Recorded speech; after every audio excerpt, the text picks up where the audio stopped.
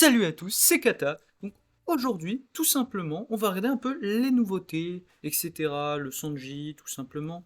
Parce que, bon, j'ai pas pu faire de vidéo immédiatement quand il est sorti. De un, du fait que j'étais pas encore revenu chez moi. Et tout simplement, de deux, parce que j'avais pas forcément eu le temps et que j'avais pas mon PC en fait, tout simplement. Donc là, on va regarder les nouveautés. Alors, je sais pas si on a une nouvelle chose dans tout ce qui est connexion. Fin de l'été 2023, ouais, voilà. Ouais, on a eu un. Ah, voilà, c'était ça. On a eu tout simplement une déconnexion de fragments. Donc là, tout simplement, on récupérera une soixantaine de fragments, peut-être. Tout simplement. Ouais, je sais pas, je crois que c'était un truc comme ça. Après, on a toujours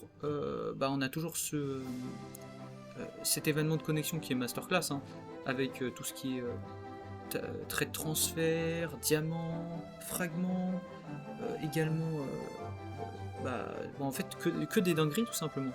Après, bon, il y a eu des campagnes, donc a priori, là, il y a eu pas mal de campagnes au troc. Ok, ok. Et il y a évidemment toujours les pièces événementielles très intéressantes à récupérer, comme vous le savez. Luffy, les lots, etc. ont beaucoup de tags, donc c'est toujours très très très intéressant de les récupérer. Bon, on les regarde rapidement, hein. Créez-vous-en 3 exemplaires, hein, parce que bon, celle-là elle va être plus orientée défensif-offensif, hein. Vous connaissez les Luffy, c'est plus offensif, mais là elle a aussi un côté défensif qui est très intéressant pour le Luffy, hein, qui a un peu les deux côtés du fait qu'il ignore tout ce qui est défense ou même réduction, donc ça c'est totalement cheaté. Après là, petit truc pour les critiques, petite pièce pour les critiques avec Kid, hein, et qui a également beaucoup de traits, hein. Je sais plus s'il y a réduction de dégâts, dégâts supplémentaires. Ouais, dégâts supplémentaires. Très très bon. Et le lot, c'est équipage de Horde réduction, je crois. Ouais, voilà, très intéressant. Rien que pour les tags en dessous, etc. Vraiment très intéressant. Récupérez-les en 3 exemplaires grand minimum. Tout simple. Et améliorez, hein. Améliorez-les au niveau, c'est-à-dire pas niveau 9. Vous n'êtes pas obligé. Sauf si vous voulez les utiliser. Mais là, hop, vous les améliorez. Étape maximale. Et comme ça, vous pouvez changer les tags et tout. Parce qu'il y en a, ils les prennent juste et ils les améliorent pas étape maximale. Ça, c'est dommage, hein, simplement. Donc là, le troc, je crois que. Ouais, voilà. Moins 20% au troc. Donc profitez-en, hein, pour ceux qui ont beaucoup de points de combat. Moi, j'en ai pas tant que ça, malheureusement, parce que j'en utilise beaucoup. J'en utilise vraiment pas mal, hein. Je sais pas. En ce moment, j'en utilise un peu moins. Ouais. J'en utilise un peu moins parce que j'en cramais trop. À un moment, genre, je prenais 10-15 persos ou plus. Ça commence à piquer, donc j'étais obligé de me détruire à farm, là, comme un porc. Ouais, il faut savoir gérer tout ça. Après, là, bah, évidemment, arrivée du Sanji. Je crois, il était à combien? 750 diamants, celui-là? D'après ce qu'on m'avait dit, de souvenir. Ouais. Et donc, ce Sanji, on m'a vraiment dit beaucoup de bien de lui. Donc, je vous assure, je n'ai absolument rien regardé du Sanji. Donc, on va regarder ça ensemble juste après. Les spé, il paraît qu'il fait de gros dégâts, il a une belle résistance. Même mécanique que le Zoro SBF, une nouvelle mécanique très très puissante, hein. Enfin, nouvelle. Zoro, ça fait un moment qu'il est là déjà, mais quand même assez nouvelle. C'est-à-dire, c'est le deuxième personnage de ce genre, hein. Donc c'est quand même assez récent. On va regarder après si il cuisine bien les. En game, sincèrement, il a pas trop cuisiné ma maman. Ma maman, elle était plus en mode manger KFC et tout. Lui, il allait me faire à manger et je les graille. Voilà. Donc en game, j'ai pas été grandement impressionné, je vous avoue. Mais après, c'est Mama. C'est un peu Mama qui m'impressionne avec Mama, je sais pas. Voilà, vraiment. Mama, c'est trop pété, tout simplement. Mais même contre Luffy, hein, Luffy, je suis pas impressionné. Moi, mon problème, c'est quand il y a 4 gitans en face, tu te fais électrocuter pendant une demi-heure. Effectivement, c'est un peu chiant, tu vois, t'as plus trop envie de jouer. D'ailleurs, ouais, sur Luffy est totalement. Ouais. Bon, on en parlera dans une autre vidéo. Mais, ouais, ce Sanji, on m'a dit qu'il était intéressant, donc on va directement aller voir. D'ailleurs, attendez. Oui, il y a eu d'autres portails aussi. Bon, le Luffy, on connaît, hein. Ouais, c'est celui-là. Il y a eu ce portail qui est très intéressant niveau ressources. l'année dernière, je l'avais brûlé comme un porc. Ce portail, hein, avec les 100 fragments et les bounties, est très très intéressant si vous avez les diamants. Et c'est-à-dire, si vous avez les diamants, c'est pas si vous avez pile de quoi vous le faire, c'est si vous avez quand même de bonnes économies. Parce que c'est plus un portail pour... Non, en vrai, sincèrement, si vous n'avez pas le personnage, vous voulez votre bon petit Riley, faut y aller, faut y aller. Faut pas se retenir. Sincèrement. Mais par contre, c'est si vous avez les économies. C'est-à-dire, là, vous voyez, un step, c'est 200 diamants.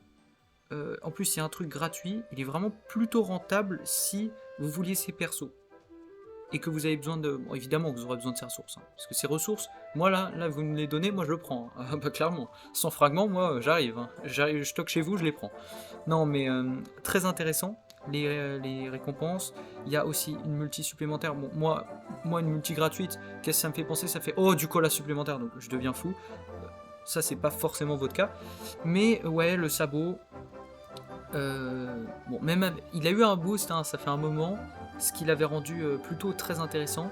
Là, c'est plus la même, mais vous pouvez quand même vous faire un minimum plaisir. Le Ray, sincèrement, c'est toujours une valeur sûre. Hein.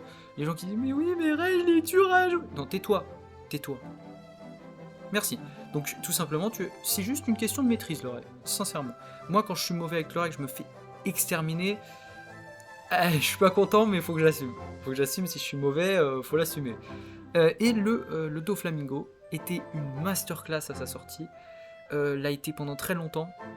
Mais maintenant, il se fait vraiment foudroyer vénère. Mais, ce personnage, il est quand même toujours intéressant un minimum. D'ailleurs, ouais. Je kiffe vraiment pas le perso. Son gameplay, en fait, c'est pas que je le kiffe pas, c'est que j'arrive pas à le jouer. Mais il est masterclass niveau dégâts, hein, toujours. Voilà. Donc, un personnage compliqué, mais très fort toujours. Enfin, très fort. Quand faut mettre les dégâts, il est là, on va dire. Parce que sa toile, c'est plus comme avant. Sa toile, maintenant, tu la regardes, elle se casse en deux.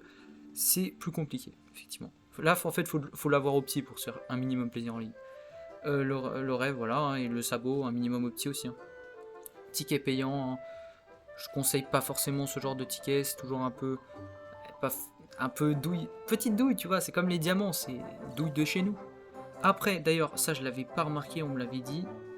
Je remarque jamais, moi je suis un fou. Et ben il y a des diamants gratuits. Enfin un par jour, mais sur tous les jours ça fait beaucoup. Donc là ça fait un diamant par jour gratuit. Vous vous dites c'est rien, bah on prend, moi je prends. Non, on prend le minimum. D'ailleurs, hein, vous savez, bon, moi je fais jamais les deux. Ah si, je les ai faites. Bah les trous.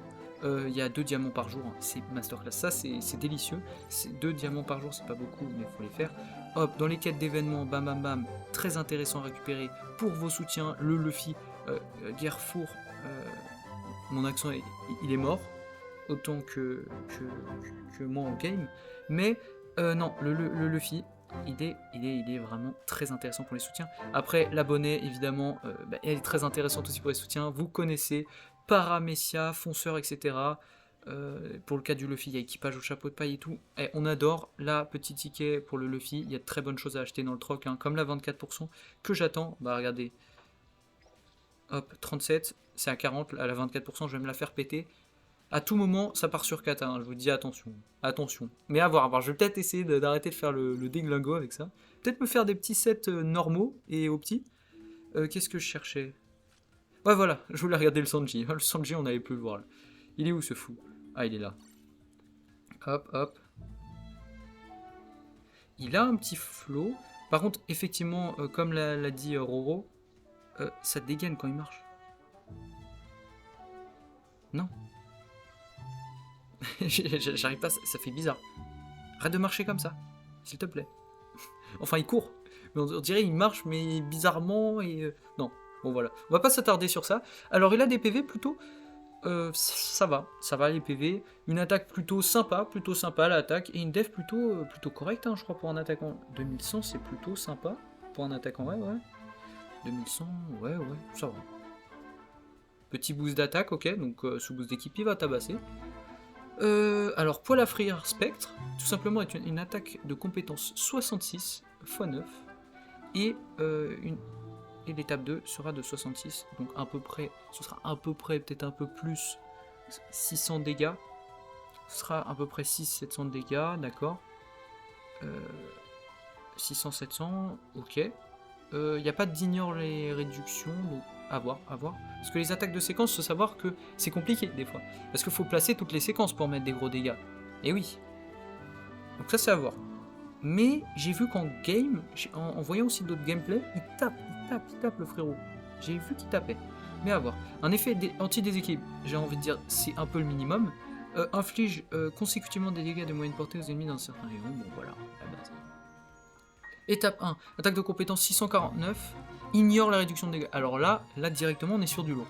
Parce que ignore la réduction de dégâts, j'ai envie de casser mon crâne quand il y a quelqu'un qui utilise une spé comme ça. Donc effectivement, elle doit faire très très mal. Il y a projection, intéressant.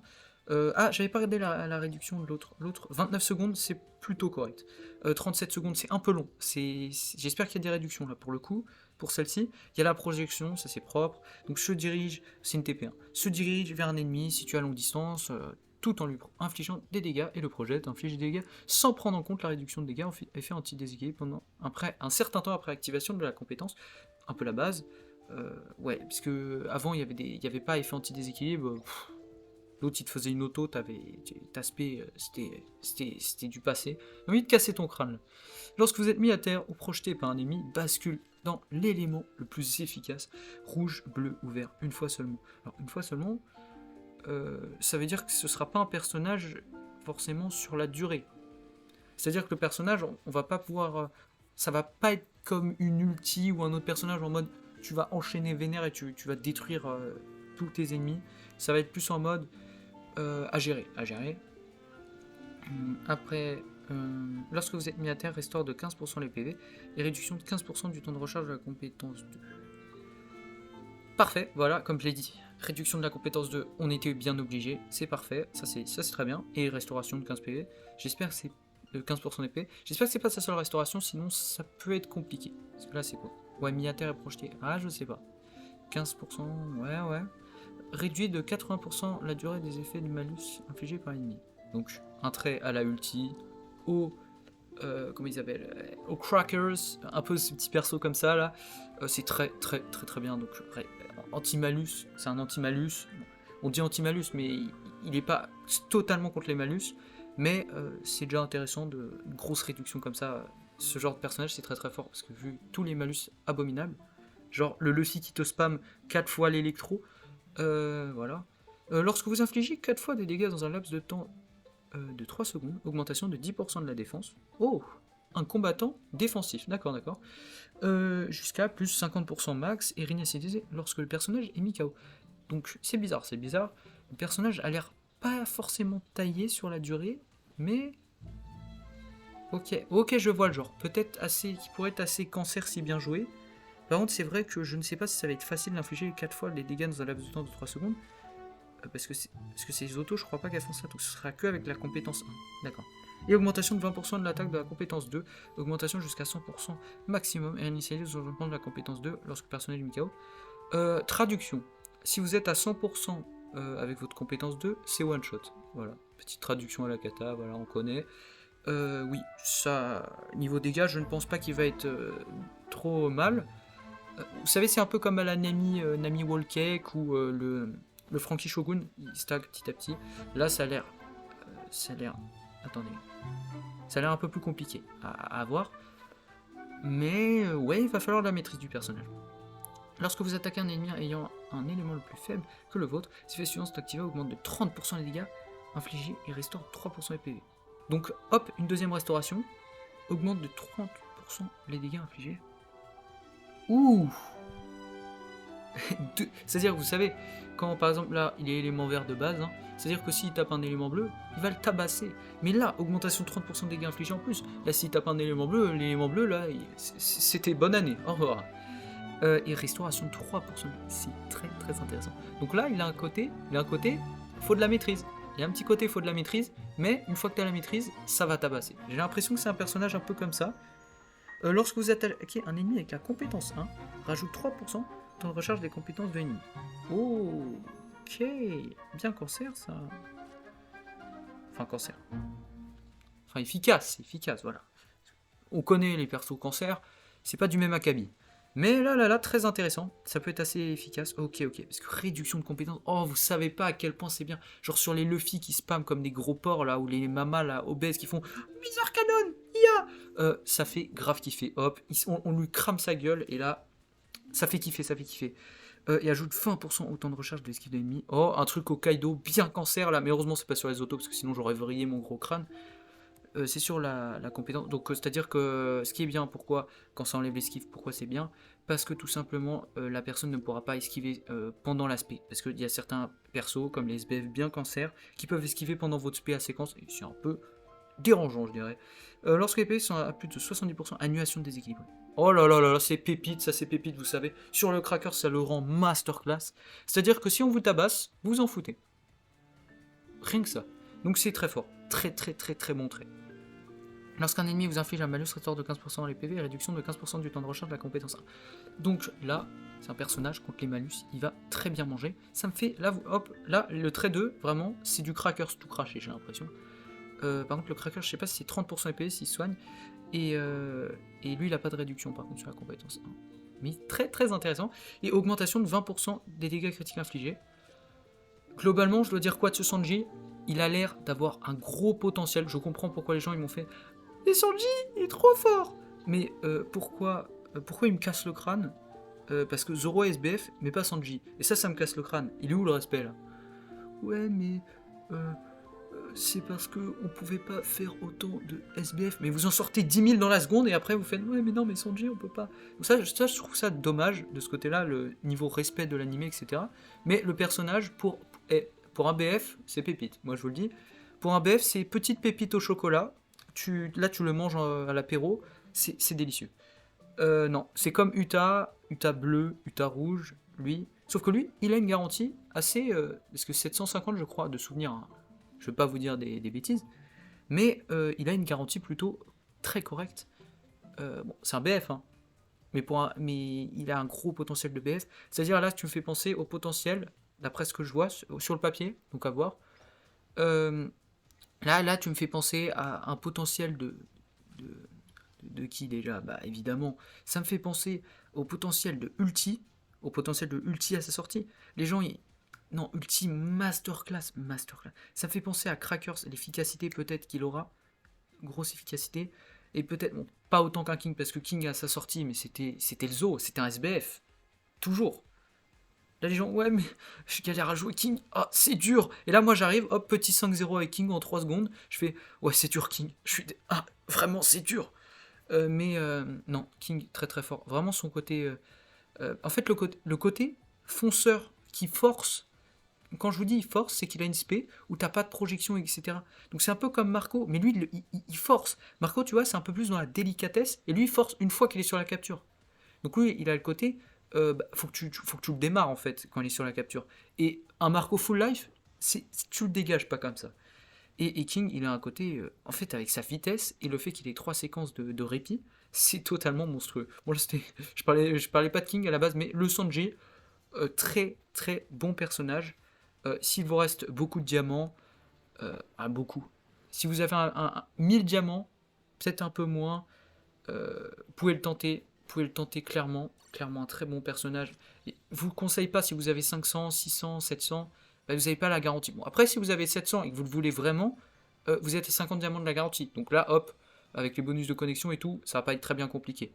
Donc sincèrement, le Sanji, si vous voulez invoquer dessus, si vous fait kiffer, allez-y. Pas un mauvais personnage. Moi, j'espère que la vidéo vous aura plu. C'est un peu la petite vidéo information retour de vacances. Et sur ce, moi je vous dis portez-vous bien et salut!